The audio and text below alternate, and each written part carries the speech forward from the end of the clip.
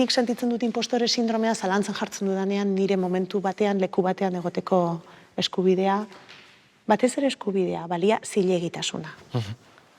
Guk entzun behar dugu emakumea garelako gaudela plazan. Espagina izango gure nibelarekin ez ginela ibiliko gabiltzan beste. Entzun duzu askotan hori? Bai, batzutan bai. Eta zer erantzuten diezu? Garai baten ezerrez, eta orain esaten dudana da igual, pentsatu behar duzuena da, zuek zaudetela hemen gizonak izaterren bakarrik.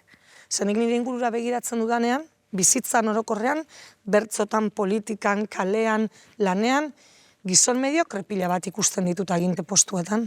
Irudipena dut, egin ditudan gauza batzuk, behar baino 10 urte beranduago edo 5 urte beranduago egiten ditudala. Zergatik?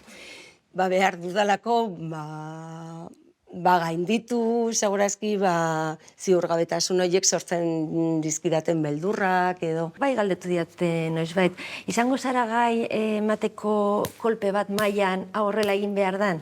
Eski igual ez zaituzte ikusten horrela, igual suabeago hitz egiten duzu edo ez dakit. Eta gizon bat bai ikusten dute horretarako gai?